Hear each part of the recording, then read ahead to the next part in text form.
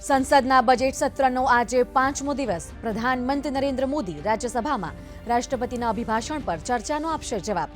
તો લોકસભામાં આજથી બજેટ પર થશે ચર્ચા.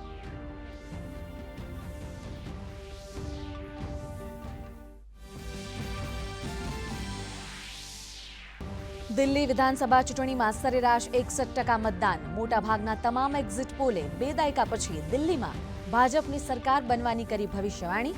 તો કોંગ્રેસને ફક્ત 1 કે 2 બેઠક મળવાનું અનુમાન. 8મી ફેબ્રુઆરીએ આવશે પરિણામ.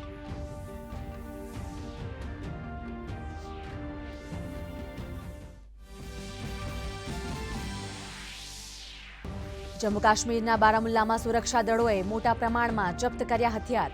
ઝાડની નીચે ધાબળામાં છુપાવીને રખાયો હતો જથ્થો.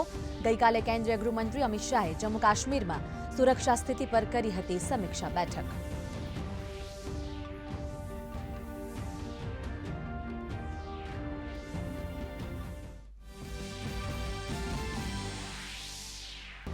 ગુજરાતમાં સ્થાનિક સ્વરાજની ચૂંટણી માટે પ્રચાર બન્યો વેગવંતો. ઉમેદવારો દ્વારા ડોર ટુ ડોર પ્રચાર.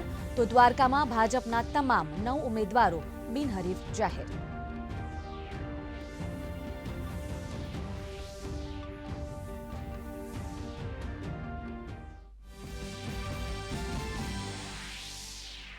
નવી દિલ્હીમાં યોજાયેલી ગણતંત્ર દિવસ પરેડમાં રાજ્યનું પ્રતિનિધિત્વ કરનારા એનસીસી કેડેટ્સનું રાજભવનમાં એટ હોમ કાર્યક્રમમાં કરાયું સન્માન. રાજ્યપાલ આચાર્ય દેવવ્રતે કહ્યું, દેશના પ્રત્યેક યુવાનમાં સૈનિક ભાવ પ્રગટે તો આપણું રાષ્ટ્ર વધુ સમર્થ બને.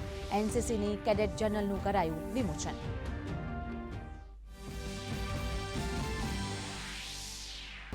બાંગ્લાદેશમાં કટ્ટરપંથીઓએ ઢાકામાં સ્વતંત્ર બાંગ્લાદેશના સ્થાપક શેખ મુઝિબુર રહેમાન સ્મારકને તોડી પાડ્યું. પદભ્રષ્ટ પ્રધાનમંત્રી શેખ હસીનાએ પોતાના રેડિયો ભાષણમાં કહ્યું, તેઓ ઇમારત તોડી શકે છે, ઇતિહાસ નહીં.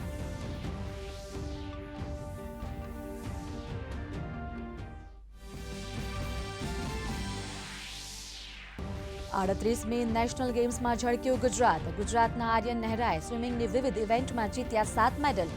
તો મુસ્કાન ગુપ્તાએ સાયકલિંગમાં મેળવ્યો 1 ગોલ્ડ મેડલ.